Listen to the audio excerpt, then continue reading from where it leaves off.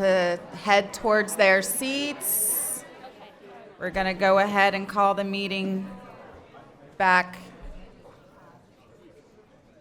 to order, gentlemen. With that, we'll go ahead and call the meeting back to order. We've covered a lot of ground and information already this morning. I know that there is more people that would like to provide input. So at this time, we will allow that to happen. I just ask if it's a subject that's already been covered to perhaps just yield to prior speakers so that we can get to the point where the commissioners can have their discussion. And please remember to state your name and address for the record. Thank you. Welcome. Thank you. My name is Andrea Berry. I'm the Chief Executive Officer of Indian River County Healthy Start Coalition. I actually live in Martin County, and my address is 4384 Northeast Jensen Beach, or Skyline Drive, Jensen Beach, Florida. Thank you. So, Healthy Start starts with pregnant mommies all the way to age 3. And I want to start by thanking you for your service and also thanking you for delving into this with us. I know it's a big learning curve. We all deal with this need every day, and so it's not unfamiliar to us, but as Jeff referenced, 1,200 births every year in this county, 50% of those moms enrolled in Medicaid. Healthy Start sees 95% of these moms face to face. 700 of those moms have some kind of issue with mental health, poverty, teen births, health, abuse, and that's what drives this need. Healthy Start's been in this community for 27 years, and our job is to prevent infant mortality and maternal mortality. And we take this job seriously. We use evidence-based practices, which has been touched on. I'm going to give you an example of what this means evidence-based. So our Nurse Family Partnership Program, this program has been around nationally for over 30 years, and it's in its 3rd generation of clinical trials. What this means is that the first people that received this program, they're now doing clinical trials on their grandchildren. And what it's showing is that there's less poverty, higher education, higher income levels, and higher health. Huge return on investment, and in this county, that program is ready to scale. So I look forward to seeing the same impact here in Indian River County in a few years. And I don't want to, it's already been touched on, this community, I can attest, I live in Martin County, and this community has something that is very special. I know you know that because you sit up there and you see how special this community really is. The nonprofit sector here is unique. There is a collaborative and camaraderie and strategic planning that does not happen in other places. And the potential is huge to do something amazing and really make such an impact on these babies. And so I guess if the Onceler and Dr. Seuss is there to speak for the trees, I'm here to speak for the babies, and I'm asking you to approve this. Thank you. Thank you. Welcome. Good morning, Madam Chairman and commissioners and county staff. I want to thank all of you for being here today to really learn more about this game-changing initiative called Children's Trust. I want to talk to you just really briefly about the first 2,000 days of a child's life. So we're talking about the day a child is born to the day we drop our children off at kindergarten.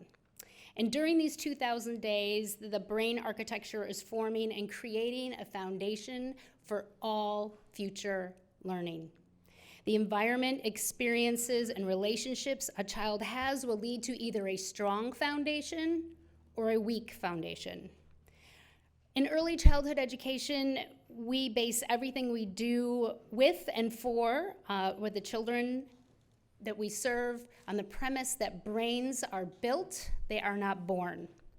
At birth, the brain is one of the only organs not fully developed, and by the age of 5, a human brain is 90% developed.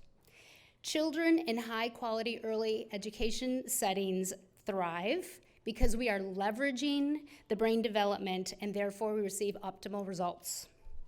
The first 2,000 days of a child's life are the most formative and should not be taken lightly.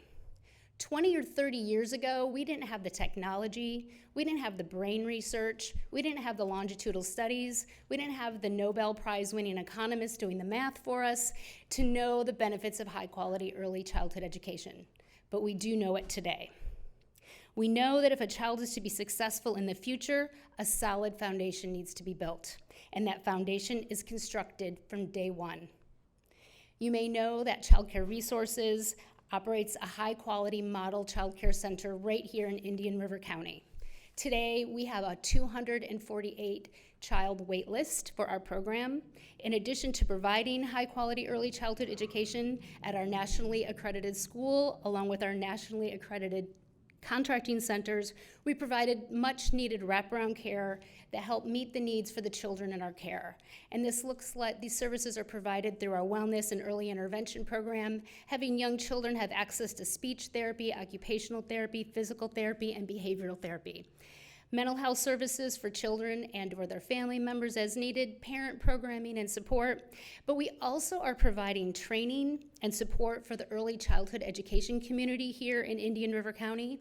We are working to train this workforce to leverage this time and truly prepare young children for all that lies ahead. This workforce truly are the brain builders of our community.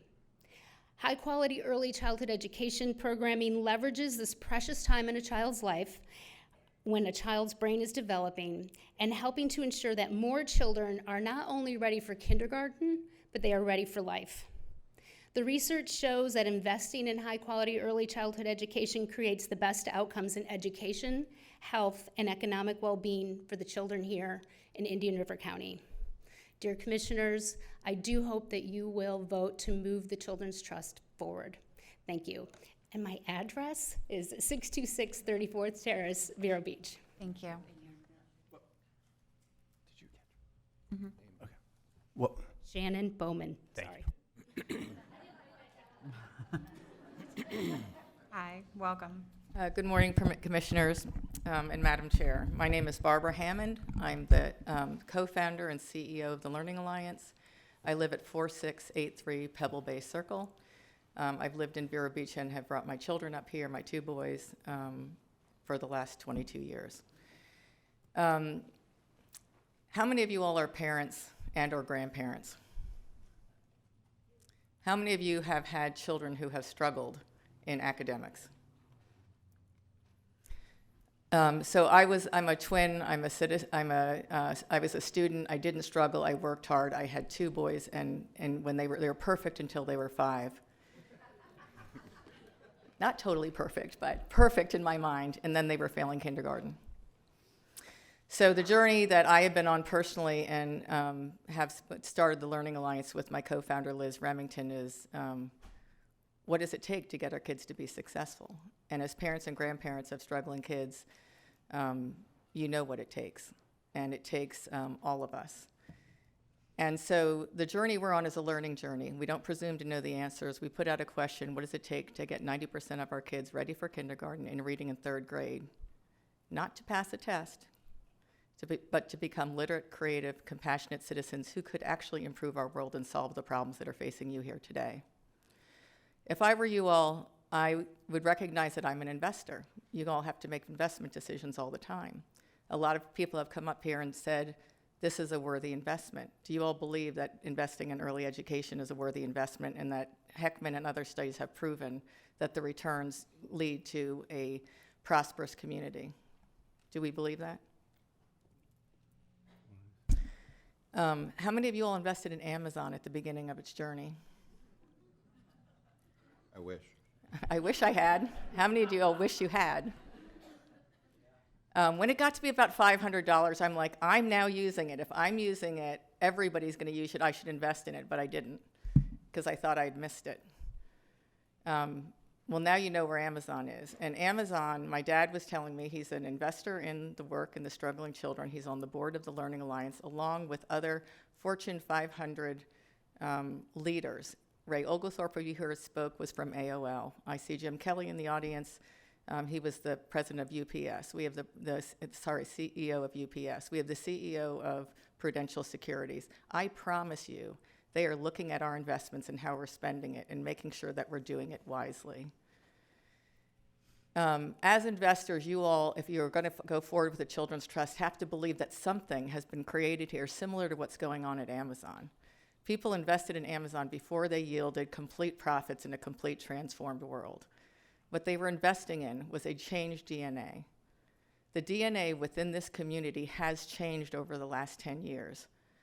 We have an unbelievable coalition of nonprofits who are working together, led by private investors who have put in millions and millions of dollars to try to figure out what it takes to get our kids ready for kindergarten and reading on 3rd grade. You've heard a couple of the leaders. There are evidence-based best practices being put into place, and people are not operating out of silos. They are operating together to figure out how to make nonprofit more efficient. We are aligning nonprofit and public and private dollars together. We are a model for the nation. I did a webinar at Yale 3 months ago talking about the work going on here. My co-founder, Liz Remington, was asked by the Oak Foundation, a national foundation. They had done research on who was breaking through and doing new and best practice things in the country. We were invited as the Learning Alliance to share the work going on here. The Gates Foundation was there. So you all may not see the progress that's been made every day, but if I were you as investors, I would understand going to this Children's Trust, you are not starting from zero. There's an incredible collaboration going on here where top-notch business people have been putting the thumb on us and saying, deliver results. There are outside evaluators looking at the work. So I would make a bet on your community and your leaders, knowing that you guys will be heroes and getting in early on that Amazon trajectory, so that 10 years from now, we will have a bulletin board saying we are the literacy capital of the nation. And this work is also being done with the school district. We need a both-and mentality. The thing that has made us successful is it's not either or, it's both and. We attracted a world-class superintendent to this community, unlike any other we have seen. He's got vision and he's got the ability to implement. And it's going to be up to you guys to put us in collaboration and coordination with each other, not opposition. It's not either or, it's both and. We've done the work, and that's the best I can do. So anyway, thank you for everything you guys have done, and hopefully you'll stay on the journey and keep leading us, because we are here because you guys have been here with us all along. Thank you. Thank you.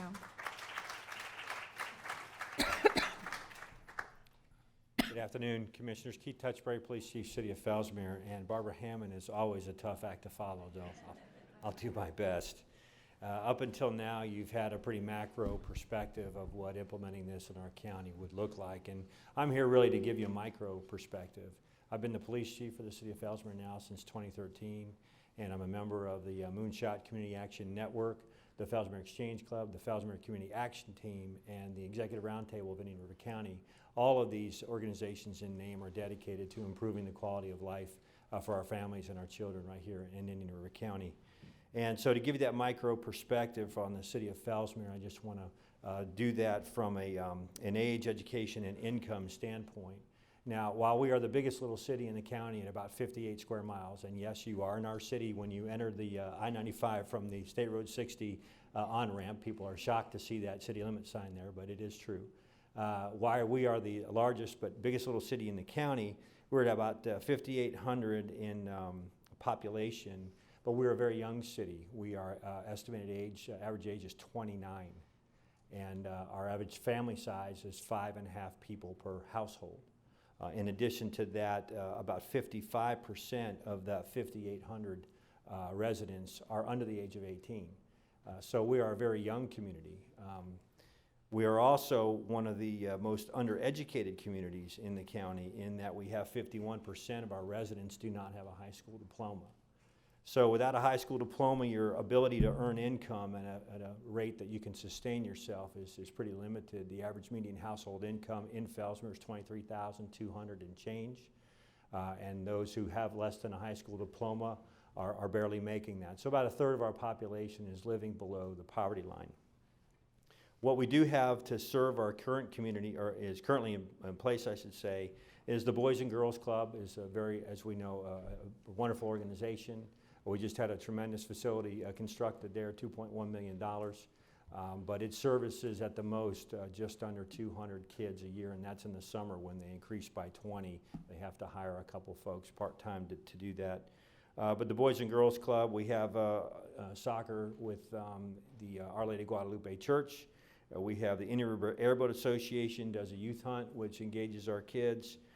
We also have some Cal Ripken baseball from time to time, and a FWC-sponsored hunter safety program. But those are really the resources we have in addition to the Learning Alliance and kindergarten readiness. So what this could mean for our community is increased funding to existing programs or starting up new programs. And as we've heard from many passionate people here today, we know that with opportunity is hope, and with hope, the sky's the limit with our children.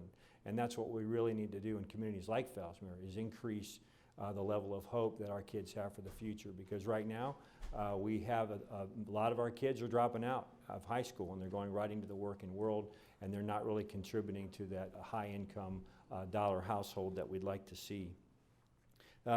Sheriff Lord mentioned the statistics that is accurate. A very large number of our incarcerated inmates in state prisons and jails has an 8th grade education degree level. So we know that literacy and crime, there's a distinct correlation. And I'll close with a quote from Sir Robert Peel. Many principles as timeless as when they were first written in 1836. He said, really in the effectiveness of policing, to recognize always that the test of police efficiency is the absence of crime and disorder, not our visible response to it.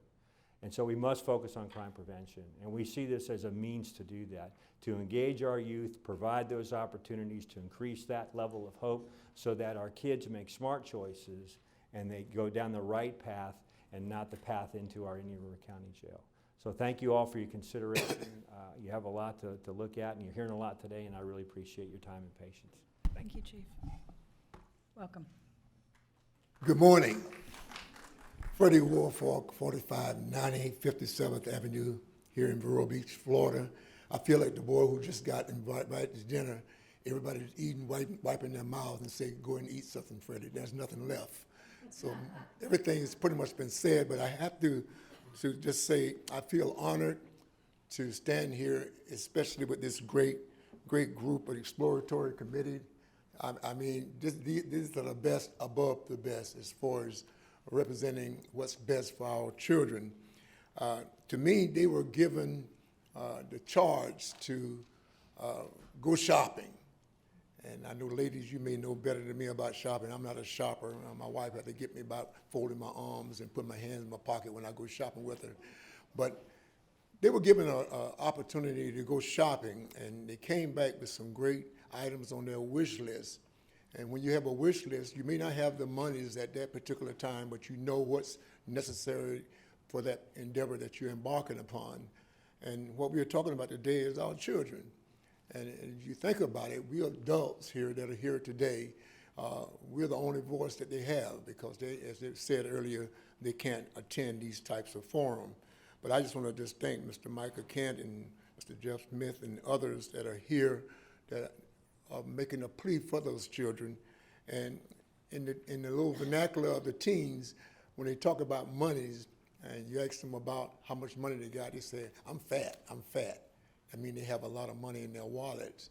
And this morning, we're not coming to support this initiative without asking for money. But we don't want to make us fat. And FAT is an acronym, in my opinion, that number one, the F stands for fiduciary responsibility. When we ask for money, we're going to make sure that those dollars are spent accordingly, the way they were asked to be spent. Also, the A in FAT, F-A-T-E, the A stands for accountability. We have people represented here who have shown over the years that when dollars are asked, they show accountability and making sure that things go forth as planned. But the big part about it is that it's the tracking, the transparency that these agencies that over the years have shown that if you give us this financial backing, we'll show you through measurable objectives just what we said we would do and what we are going to do. I can say for 24 years now, when we first talked about the Gifford Youth Achievement Center, we asked for monies, but we also gave goals and objectives that we plan to meet. And I must say, here it is 24 years later, we are not just asking for monies, but we are showing what? Results. I believe that Indian River County is one of the most premier counties in showing unity among themselves with all the nonprofits represented here, showing that we can make a difference. And we don't want you to make us fat. We don't want you to just put money in our coffers just to use those monies and do and say, see ya, I don't want to be you, no. We love the idea, you talk about the authorization, reauthorization process. That says we're not going to just give monies and don't check on you 12 years down the road. That's a great caveat in this whole process, making sure that we have that type of communication. Communication is key. Our children are our future. If they cannot get the pre-nurturing that they need at a young age, you can forget about them getting good jobs. You can forget about them buying a home. The American dream of buying a home will become an American nightmare because they'll never be able to afford it. So we ask that you do. I know you have an awesome task, you know, as a commissioner, as staff, and others who research the possibilities of bringing forth this initiative. I ask that you really look at our children, make sure that we leave them a bright future and not one of distress. Thank you so much. Thank you. Welcome. Good morning. My name is Jeff Pickering. I'm president and CEO of Indian River Community Foundation, 5070 North A1A. And I've learned when you follow my friend Freddie, you better have something important to say. So I'll try to make that the case. Thanks, commissioners and staff, for the attention that you're giving to this issue. And I'd like you to think about one number, $2.5 billion. So hold on to that number for a minute. I'm going to come back to it. I've been practicing as a grant maker for the better part of my 25-year career working in philanthropy. And like CSAC, when we've given money away at the Community Foundation, we've typically asked charities to explain to us how they're going to sustain themselves, whether it's their organization or their program or their project. If we give you this money, how are we going to guarantee that you're going to be around in years to come, fulfilling your expectations and your responsibilities on use of this money? And the Community Foundation no longer asks that question in our grant application for one reason. Because after doing this for so long, we've realized that most of the answers we get are creative writing exercises. Because the honest answer is, if you're running a nonprofit, even in one of the most generous communities like Indian River County, which households on average give double the average household giving across the country, it's one of the reasons why I chose to take the role of CEO at the Community Foundation, because of the generosity of this community. Even in a place like Indian River County, most charities in our town are going back to zero every single year. And so the thing we ask is, what are you doing to plan for your future? And does it involve tapping into the largest pool of untapped resources that this community will ever see to support philanthropic causes? And that is gifts from estates. In 2015, the United Way Foundation and the Community Foundation published a report called Transfer of Wealth in Indian River County. You can find it on each of our websites. And together, we found that an estimate of $50 billion is going to transfer between Indian River County estates between 2010 and 2060. Now, back to my number of $2.5 billion. If we encourage just 5% of estate transfers to go to philanthropy, to go to charity, you're talking about a pool of $2.5 billion. And if that's set aside in permanent endowments that are operated by the United Way Foundation or the Community Foundation or private family foundations, that $2.5 billion in 2060, if you spend it out at the rate a private foundation is required to spend at 5%, do the quick math with me, $125 million would be the payment to Indian River County charities. And it's a guarantee, if you look at the habits of our clients and the habits of people who give to United Way, it's a guarantee that 20 to 30% of that is going to be designated for children.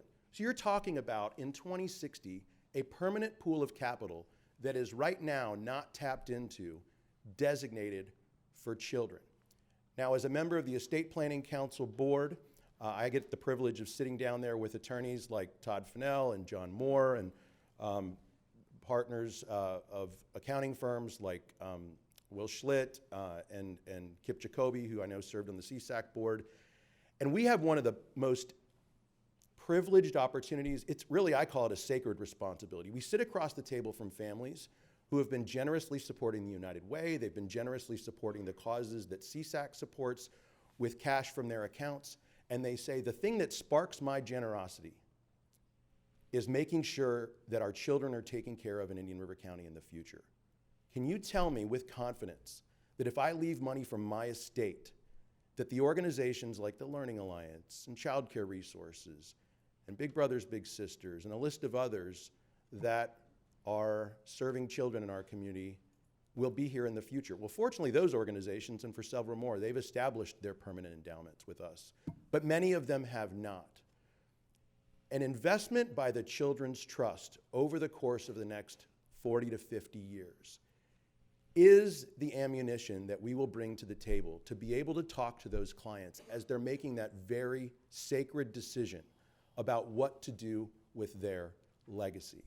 Making a decision to support the Children's Trust ensures that people like the namesake of our Legacy Society, Alma Lee Loy, who just celebrated her 90th birthday, and 50 or 60 and hundreds of other people who are making provisions in their estate plans will do so with confidence that the causes that they love will be here and supported forever.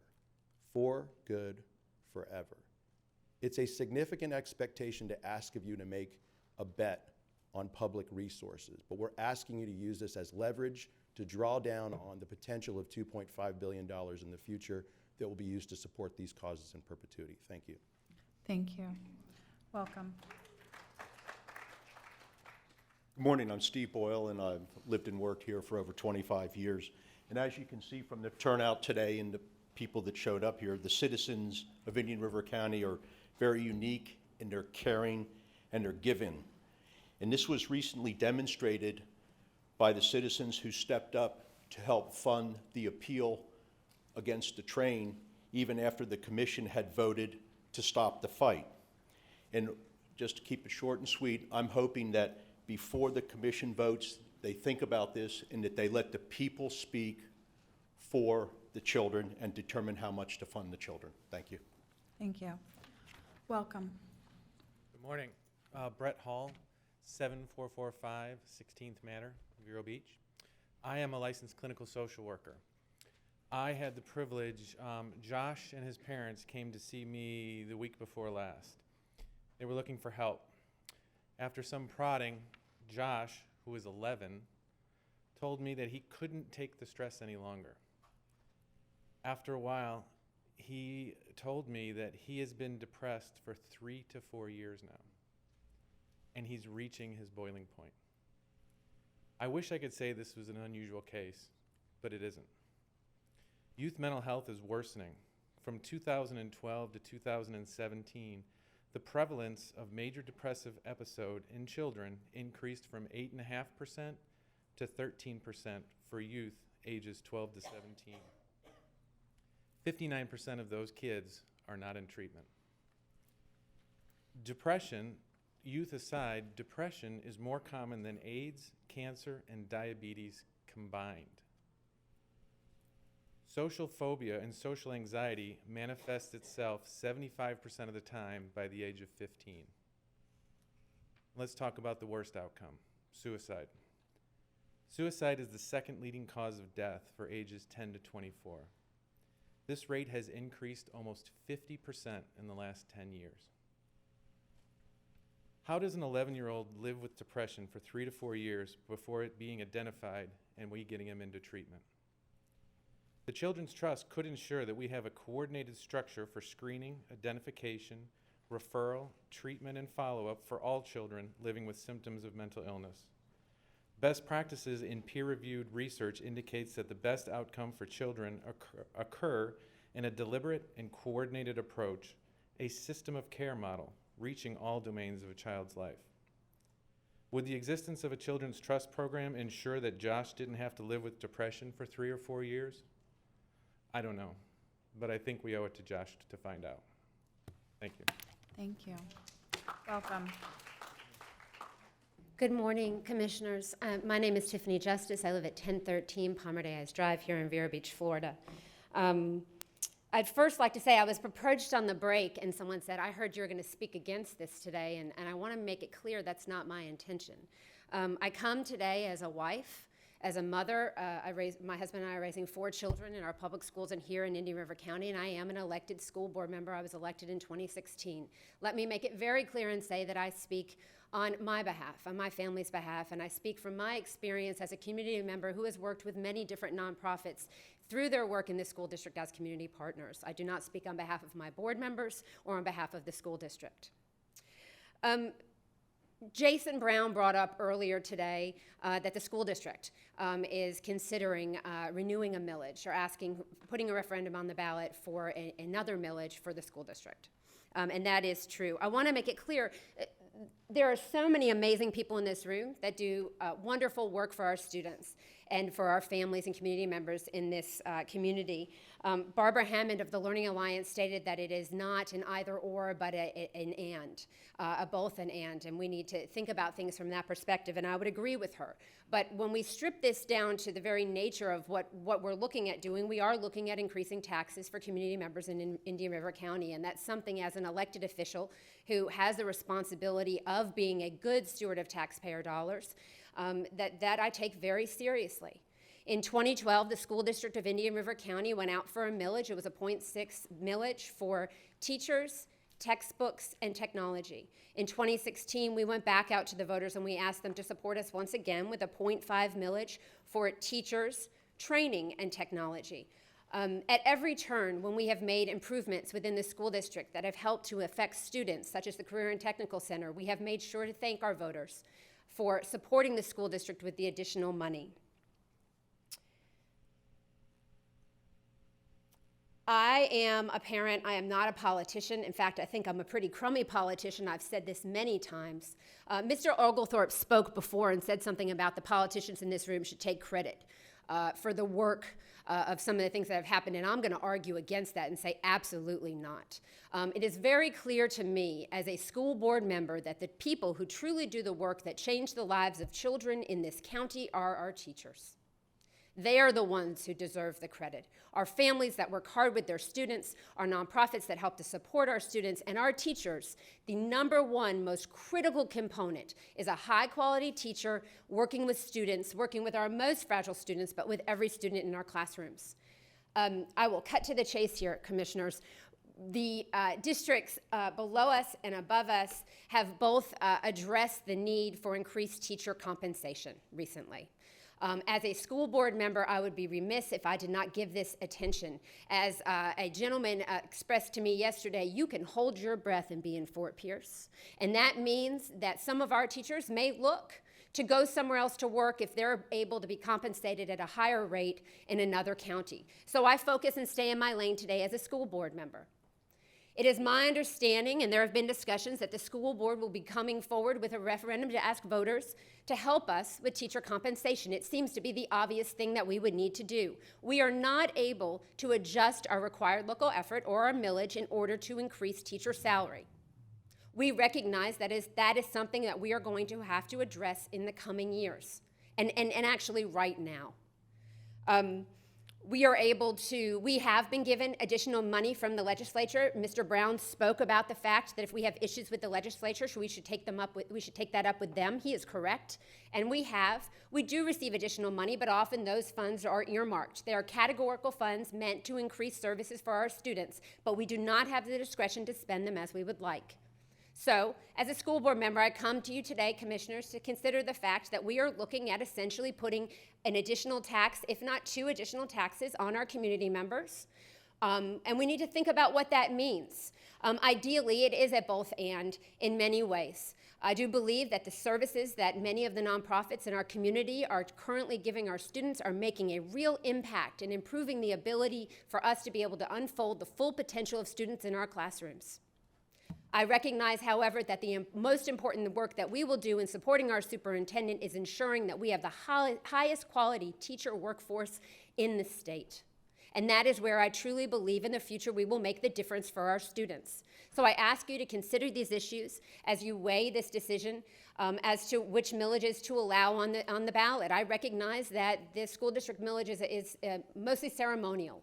The statute allows us to levy that millage, and when we come to the commission to ask you to place it on the ballot, you don't have much choice about putting it on. But I do ask you to consider that what a shame it would be if these millages didn't pass, if both millages were on ballots, whether it be in August or in November, and neither passed. It would put the school district in a difficult position in looking forward and trying to really put us in a position to make a lot of cuts in order to bring teacher salary where it needs to be. So I thank you for your time today. I hope I've given you a few things to think about, and I appreciate, once again, all of the advocacy that I see makes such a difference for the students in Indian River County that the work of the people in this room do. So thank you. Thank you. Welcome. Good morning, Commissioners. My name is Dale Jacobs. I live at 5150 St. Andrews Island Drive in Vero Beach. I'm currently president of the Grand Harbor Community Outreach Program. I just want to speak very briefly. Our program raises money from our residents. Last season, we gave out 37 grants. 21 of those grants were for children's programs. Those grants were not fully funded because we did not have sufficient funding. We funded about 70%. And this year, we've received grant applications that exceed 30% from what we had last year. So we know there's a tremendous need for children's programs and children's funding. We know also that children don't learn in school at grade level if they're hungry, if they're malnutritious, if they're homeless, if they live in a crime-infested area. So it's important that we have programs in our county that address all of these issues. We've heard the success of Martin County. Martin County raises about $7 million, has about the same population as Indian River County, and you've heard about what they've been able to do and how that's made a difference. We can do the same thing here in Indian River County, I believe. But it will take some priorities. It's really important at the end of the day. I know it's all about money, and it's about priorities. And to me, the priorities, among others, have to be our children. We've heard about our children becoming future taxpayers, future parents, people who are making a contribution to our community. We have to invest now. We have to invest early so that they can become those people that we want them to become. I hope that this is an issue that you can clearly see the need for. You can have a lot of discussion about what the appropriate millage is. I would hope that millage would be somewhere to create $4 to $5 million to begin with, and then to scale up after that. But clearly that's your decision. But the need is there, and putting this on the ballot for the public to be able to vote on, I think is very important, so I urge you to do that. Thank you. Thank you. Anybody else? Welcome. Hi, good morning. My name is Melissa Ellison. I live at 960 Lantern Lane in Vero Beach. I'm here today to talk to you about physical activity. I don't know many people here in the room today, but in my professional life, I retired as the communications director at the Congressional Budget Office in Washington on Capitol Hill. For the past 15 years, I've been involved in coaching elementary-aged kids in school-based triathlon programs. That's swimming, biking, and running. I'm the former vice president of USA Triathlon, represented the United States on the International Triathlon Union Executive Board. I've been involved in sport development all over the world and in the Olympic Games. I'm also the former executive director of the National Coalition on Physical Activity. Also have worked for America Walks in Washington. Here in Indian River County for 2018 and 2019, I worked under contract with Bike Walk Indian River County and the MPO to deliver the Safe Routes to School bike safety program in the elementary schools here in Indian River County. Last year also, I initiated a pilot before school youth triathlon program at Rosewood Magnet School and produced a youth triathlon at Leisure Square, which is modeled after an award-winning program that I've been running in Arlington, Virginia for the past 15 years. I am not a nonprofit because, quite frankly, I can't afford to be. I don't make any money. Every penny that's given to us through these different entities goes right back into the programs that we deliver. I don't have money to pay an accountant, to incorporate, whatever. Nobody will give me grants because I'm not a nonprofit, so be that as it may. I applaud the focus here today on child services and on the attention paid on programming and services to improve future outcomes for our youngest and most vulnerable populations. It's incredibly important work.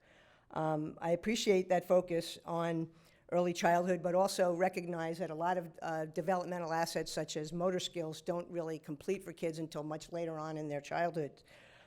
My purpose in speaking to you today here is to draw attention to the fact that there's really been short shrift given to physical activity which is actually the lowest cost and most effective means of improving young lives by nearly every metric that you can possibly look at. Physical activity is one of the most important assets children need in every day of their lives, and yet it's barely been mentioned here today. Mr. Schlitt mentioned it briefly. It's in the documents, not brought up at all. I mean, I guess also Jason Brown mentioned something about swimming lanes, but he was really speaking about finances and not actually about physical activity. So the staff report itself doesn't mention access to or participation rates in physical activity. The word physical is only referenced in terms of physical health. There's actually no or zero possibility of any children maintaining or achieving physical health if they're not engaged in regular physical activity. The snapshot of need, no mention of physical activity. The county needs report card, no mention of physical activity.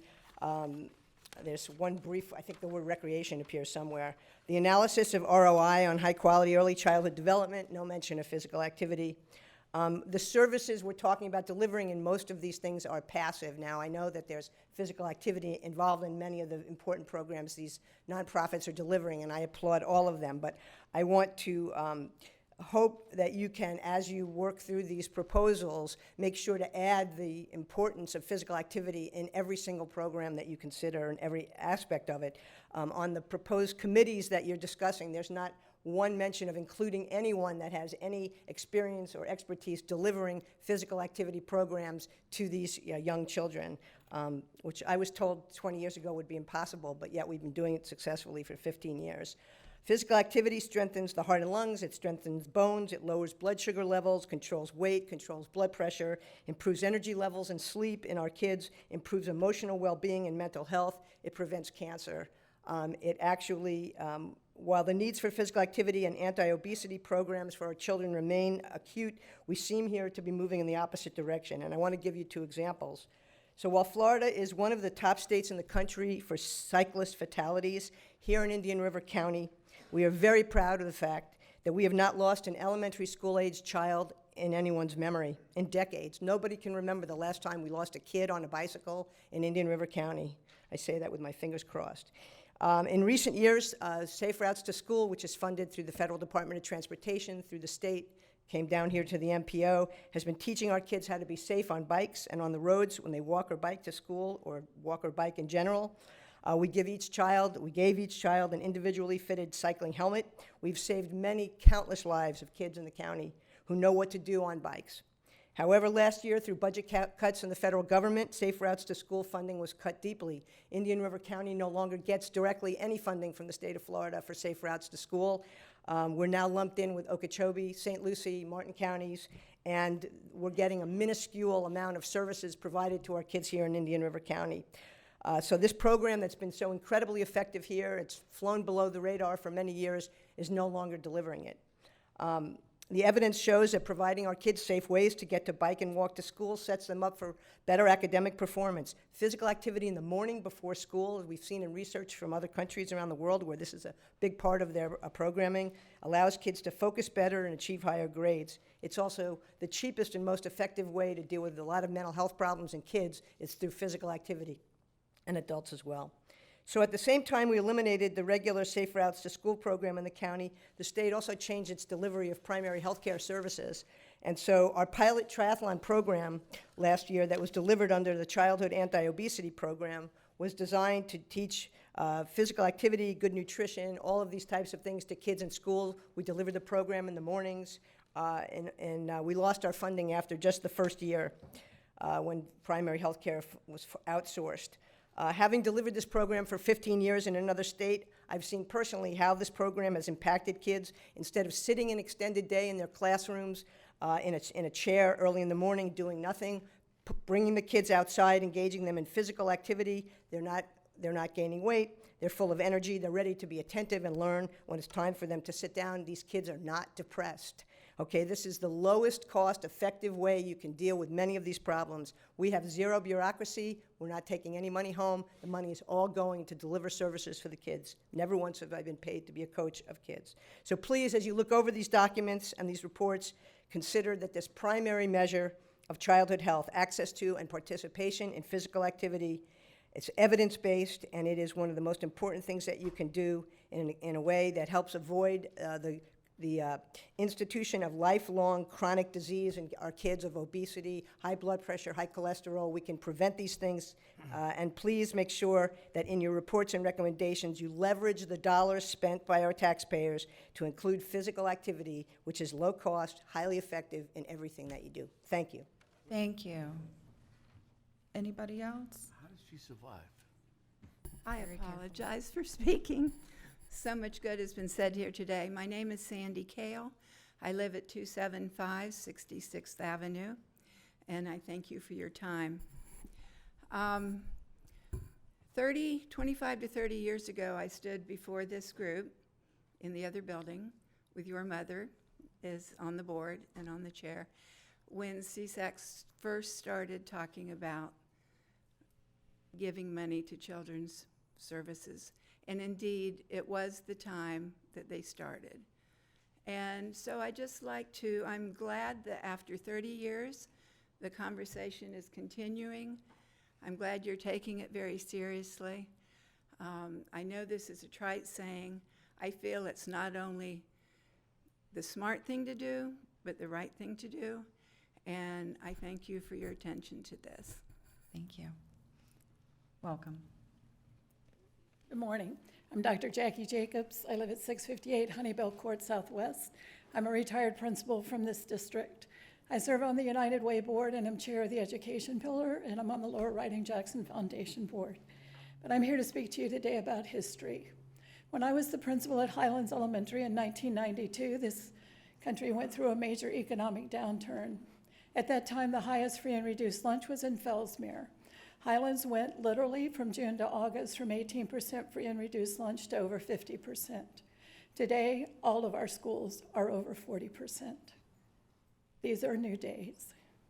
We remain one of the wealthiest counties in this state. Our children deserve better. I had a teacher ask me in 1992, Jackie, how are we going to teach these kids? I said, what do you mean, how are we going to teach these kids? Well, we don't know how to teach poor kids. And I said, then we have to learn.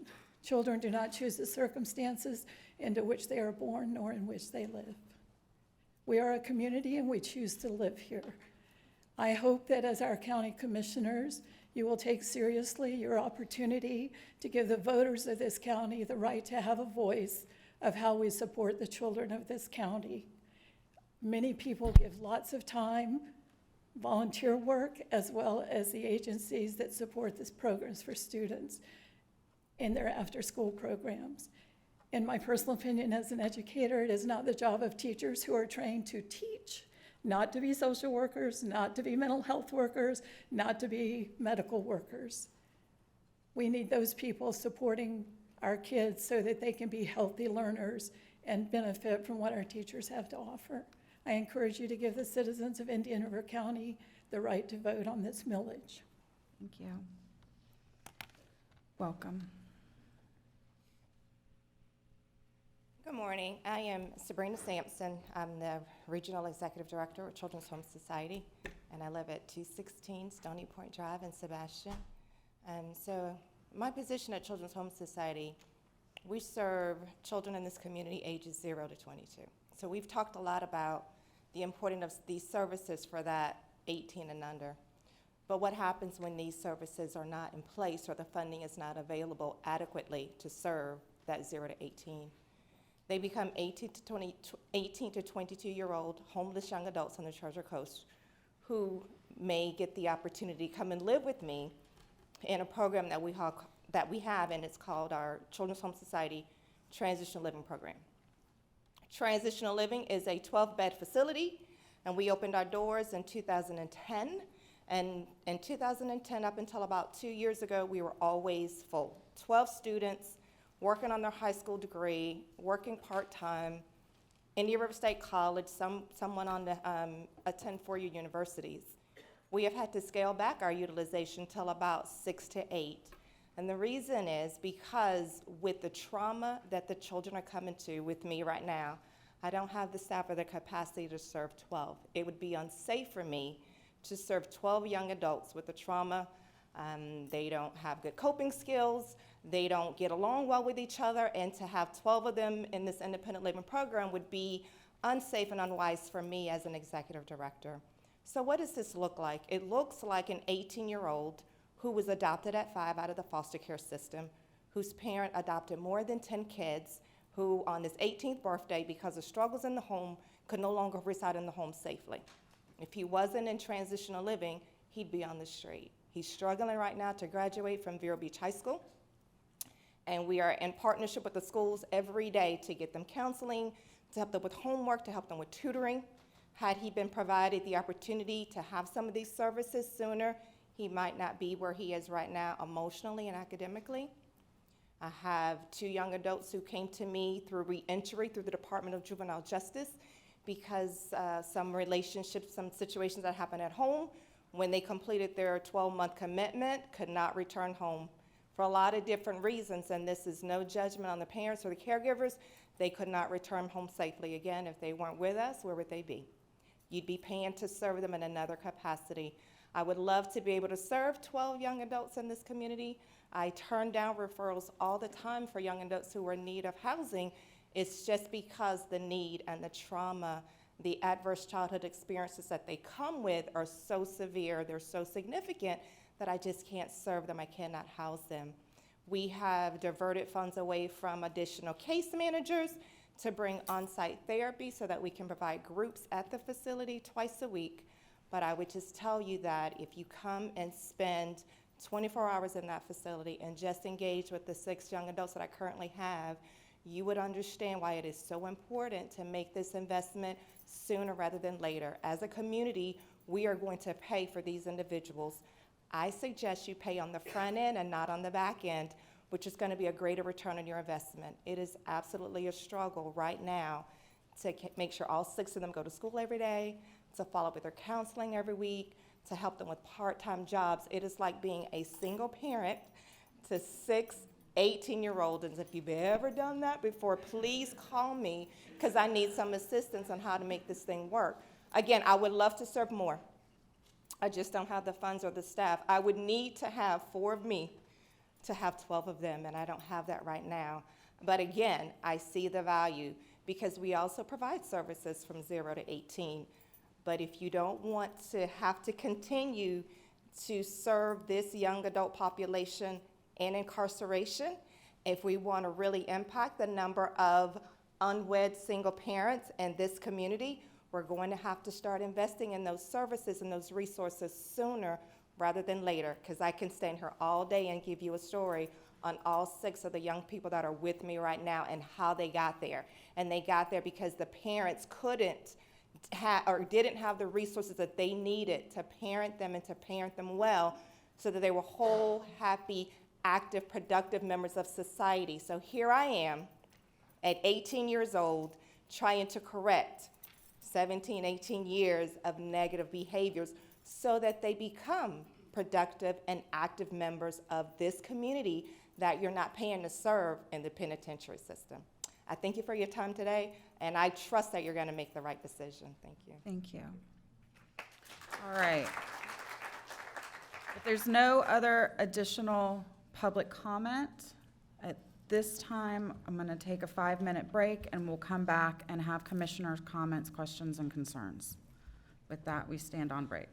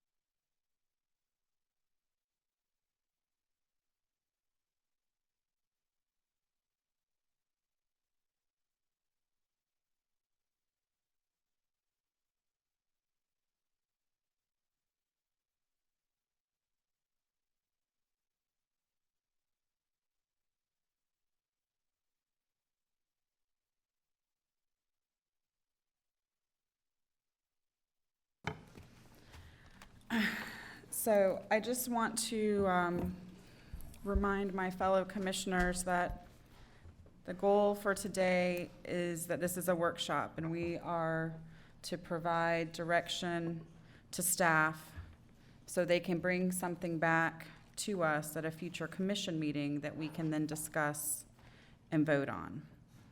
So with that in mind, I believe staff has laid out several points that they would like direction on. So I would like to take those one at a time to provide that direction to staff. I think the easiest thing to do is to kind of take them out of order based on what I've heard from both groups as far as commonality points. So we'll start with the sunset provision. As staff indicated, originally that had been proposed or talked about by us as maybe 15 years. Staff's recommending 12 years, and I believe that that is agreed upon by all parties. So is there any comments, questions, or concerns on the sunset provision? Madam Chair, I'm very agreeable with the 12-year sunset period. Okay. Does that provide the direction that you guys need on that? Okay. Then we'll move on to the membership of the board. Currently, our CSAC has 13 members. There's a couple of different proposals in, sorry, I got too many papers over here. There's a couple of different proposals in the package. I think what's being proposed is generally 5 appointees by the Board of County Commissioners with some type of parameter similar to what we did for development review or EDC, with 2 at large perhaps, and then 5 to 6 4 to 5 that might represent other specific organizations or fields of expertise, such as the hospital district or Department of Health, school district, that type of thing. So what is y'all's feeling on that, and any input we can provide the staff on that?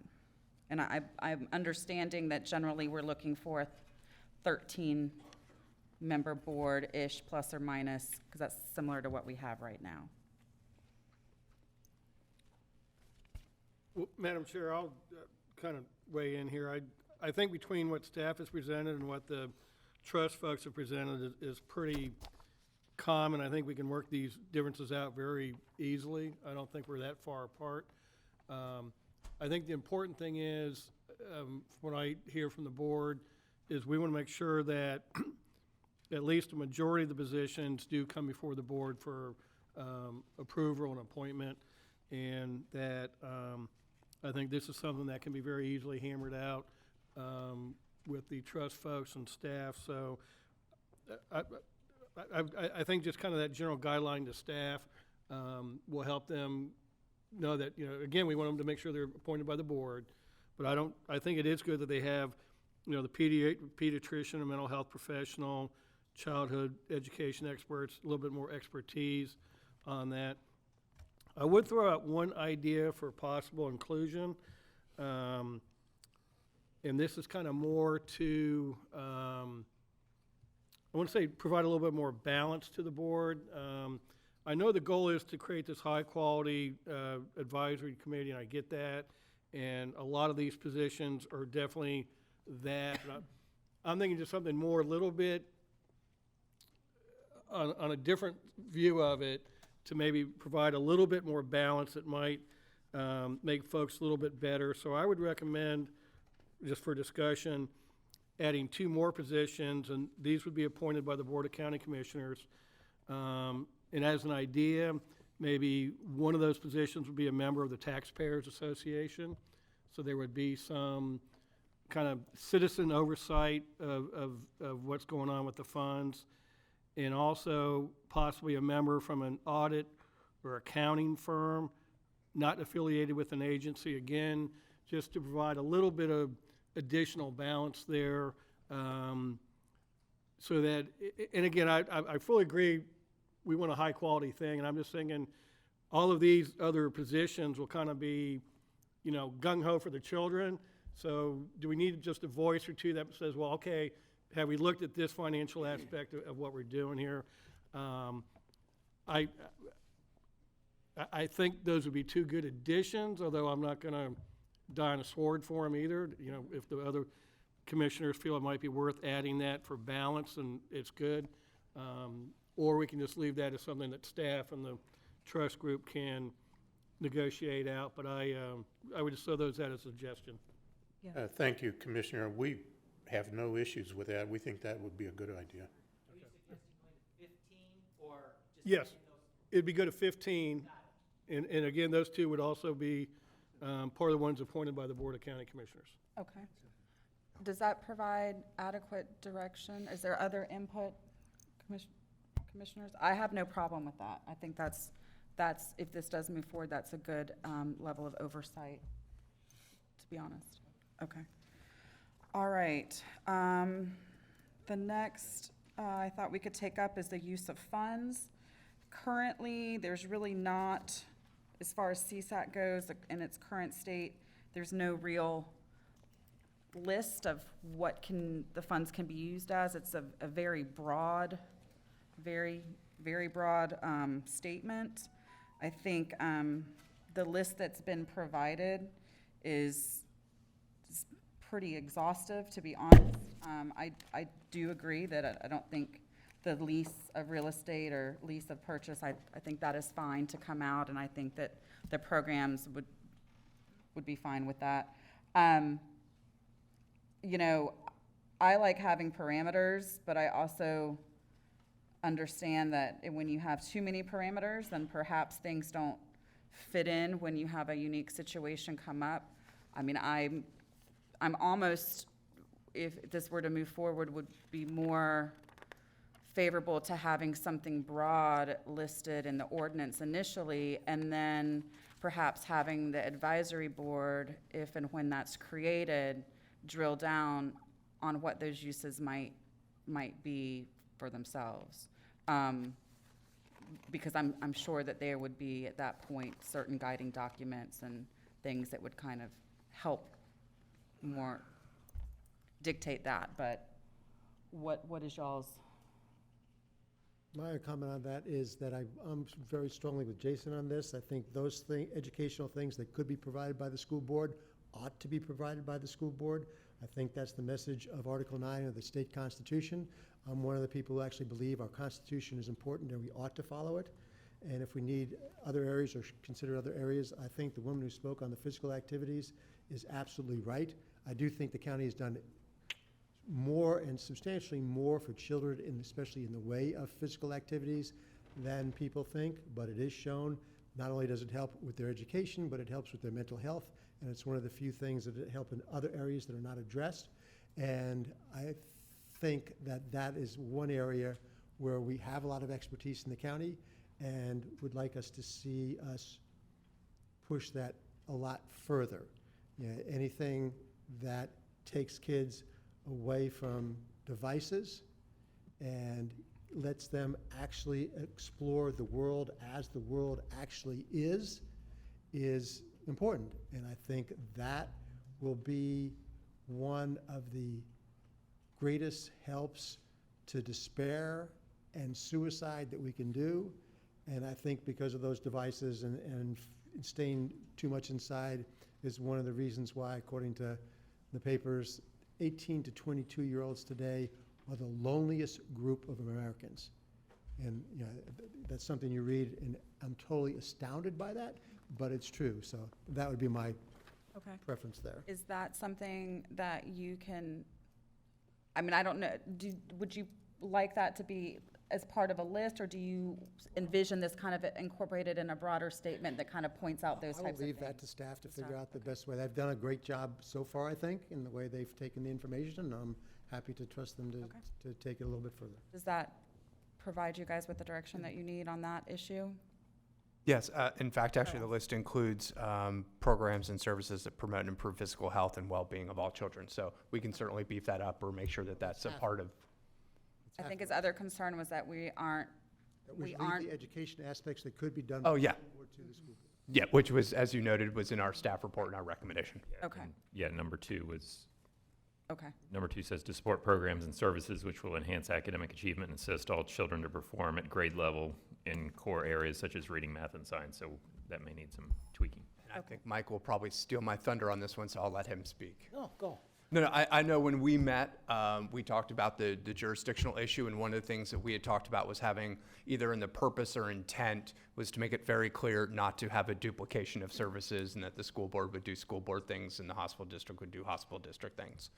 But Mike, you're certainly welcome to get up and add to that. If it's appropriate, and I didn't know it, so I'm standing here.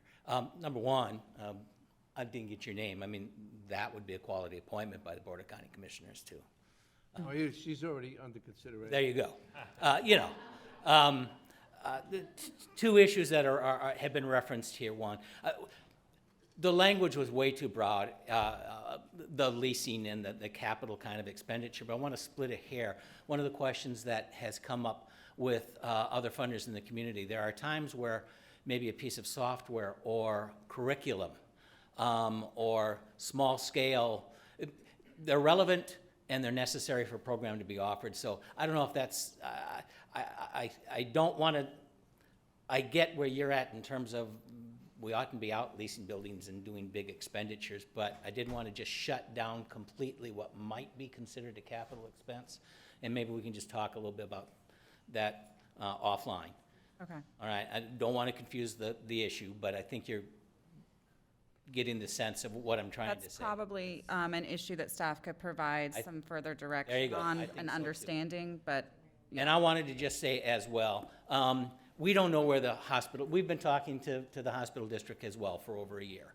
And they're going through their decision process. We are all hopeful that in the end, it's going to continue to exist and their shift is going to go that will allow them to fund lots of children's health programs. I mean, what a marvelous partnership. We don't want duplication. There's no need for that. So, I mean, we're on board with that. But also at this point in time, we don't know where they're going to be, when and if that's going to happen. And if they cut their millage rate way back, maybe they can't deal with capacity. So I just want to close the door to things. I think we need to be pragmatic about where it's going to be and how it develops. Does that make sense? Well, people talk. all right. Thank you. Thank you. Commissioner O'Brien? Yeah, thank you.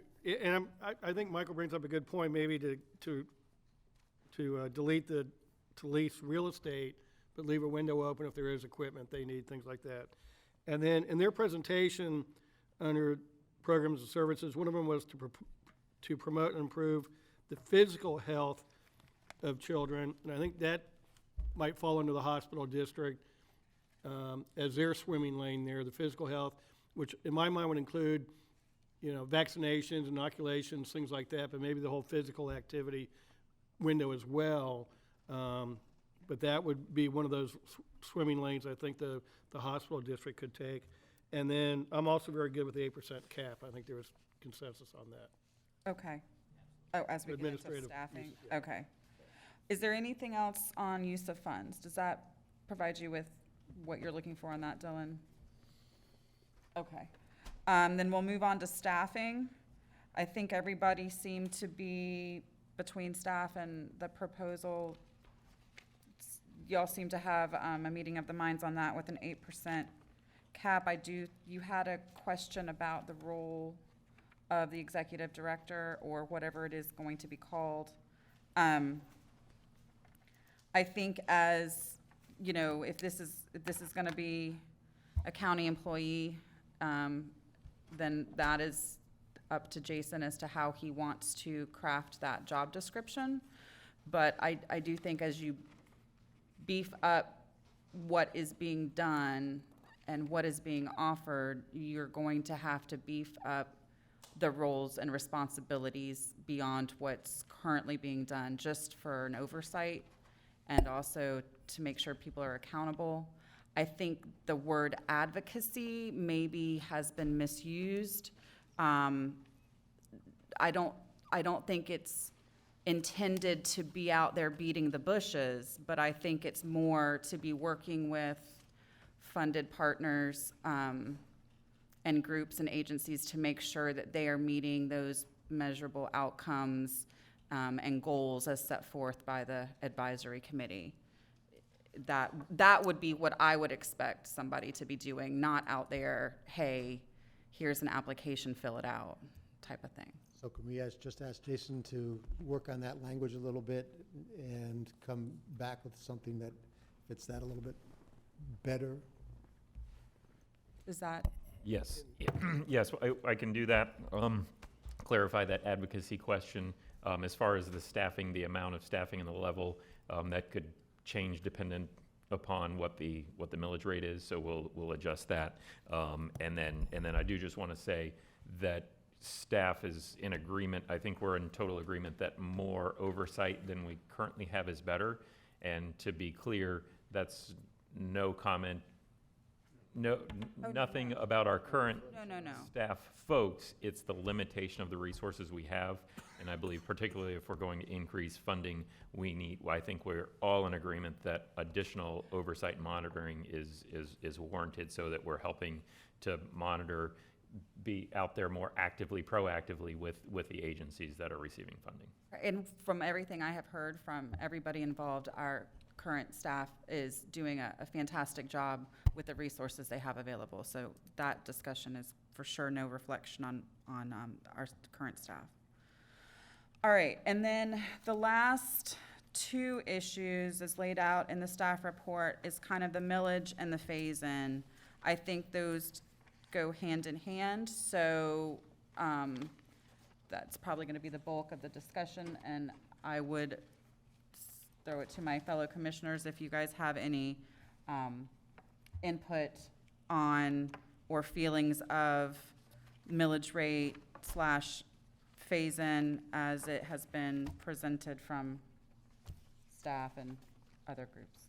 Madam Chair, could I ask Jason to quantify one thing? What is and I know the number was talked about in a range, but the current level of funding equates to, I heard, $40 roughly, the eighth.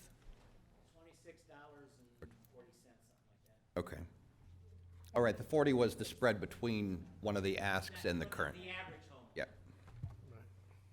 So is that? And staff reviewed the numbers that were submitted by the group, and we agree with those dollar amounts. And then that did not include the allocation of overhead for the staff position that oversees that. That was not in that number. That is not in the current eighth of a mill, but as contemplated, the admin costs would be part of whatever millage we determine going forward. All right. Commissioner Zork, it's on page 6 of your backup. The $40 that I mentioned was the difference between if we landed at 1/3 mill versus the current 1/8 mill. Okay. All right, Commissioner O'Brien, did you have? Yeah, thank you, Madam Chair. So in their presentation, the trust folks, their option 1 for the phase-in was basically 3 years, and then 6 years, which would make up the 12-year sunset window. What I would propose for the commissioners' discussion is I've been talking with the trust folks a lot on this, and I believe the 0.4 is still a little too high. I would like to see us go more towards 1/3 of a mill. And so just what I've roughed out real quickly would be 0.2 mils for 3 years, 0.25 mils for 3 years, and then 0.33 mils for 6 years. So that'd be a 6-year phase-in, and going to the 1/3 of a mil, which would, at today's millage or tax roll, would currently, I think, be about 6.8 million at the 1/3 of a mil. And that would be a threefold increase over the current funding. And I think that would be a good level to reach. I know that probably for a lot of folks out there, that's probably not where you want to end up, and I understand that. But I think it's excellent start to going down the path to where we might eventually end up. And I think just from what I've heard from when this first came up a few weeks ago and discussion today, that I think the majority of the board would feel a little bit more comfortable with a little bit lower millage going in. And then at the 12-year reauthorization, that can be reevaluated and see. I do know that, I think it was mentioned this morning that Martin is at 0.36, I think. So that would get us very, very close to where they're at.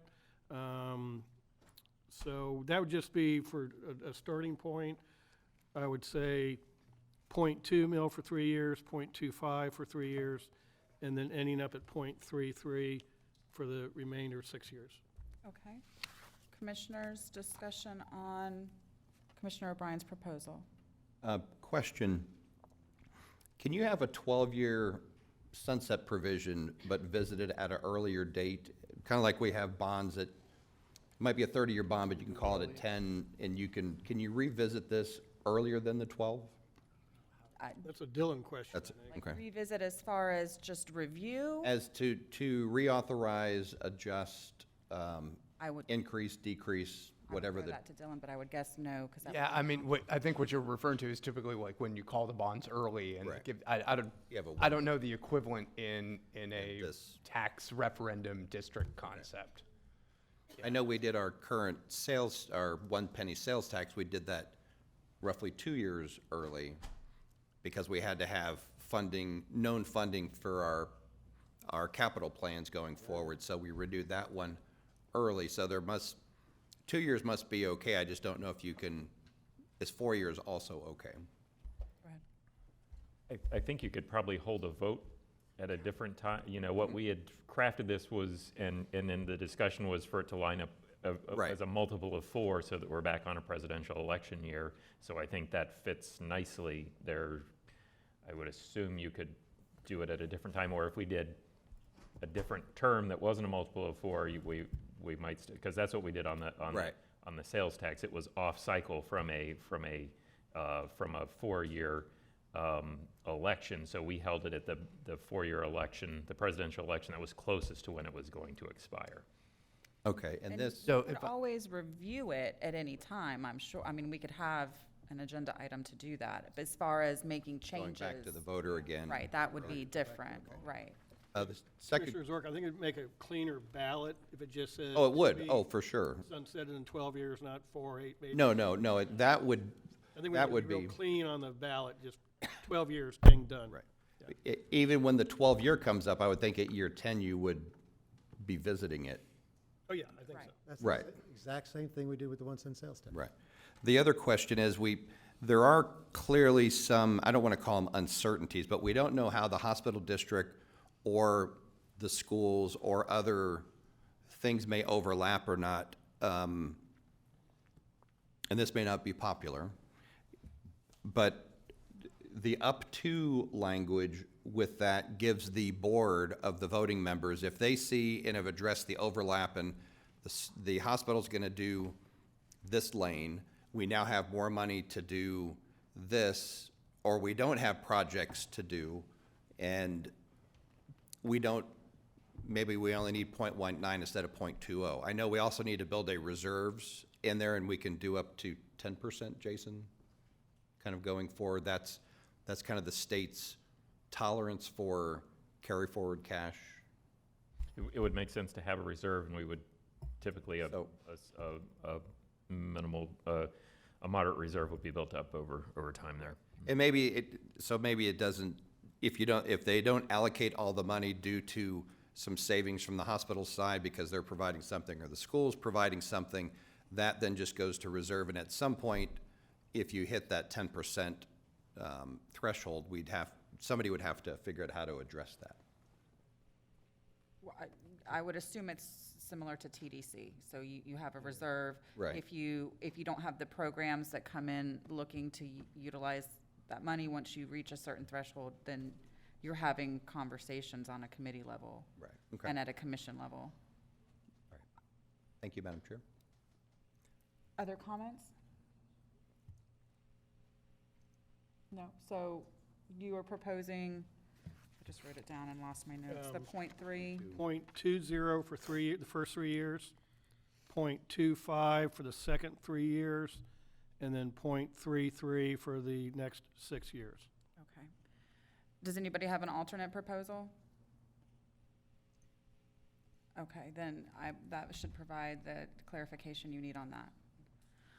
All right, and then that is the phase-in and the millage. Staff, was there anything else that you needed direction on? No? All right, commissioners, anything else? Madam Sing- Chair, if I yes, may, mhm. I know Dylan and everybody said it, but I do want to thank all the parties involved for this. When the group came, they used a template, a model from Manatee County, so a lot of the things were in there weren't specific to Indian River County, so I think with staff and the trust group working together, a lot of those issues were just, okay, yeah, this makes sense for Indian River County. So I just want to thank everybody for all their hard work on this. I think this is really a truly good day for Indian River County, and look forward to this coming back for a real vote and action at that time. All right. Madam Chair, do we know a potential target date of when that might be, just for, or Jason? We'll let everybody know, but I think staff probably needs some time to get this in some type of form. And there's a little bit more involved with it because of the job descriptions and other things. So I would just give them the time that they need to do that, but we'll definitely make sure that we're coordinating with everybody as it moves forward. I was just Okay. gonna say that too. I mean, we are, anything that we can do to assist Dylan, again, we've given him a sample, but we can talk things through, reach out. All right, if there's nothing else for the good of the order. I would oh, like to say I'm thank you for sorry. your leadership on this, Madam Chair. Very fine job and well done. Thank you. And thank you for everybody. I know there's issues on both sides and feelings, and I appreciate everybody being professional today. With that, we stand adjourned.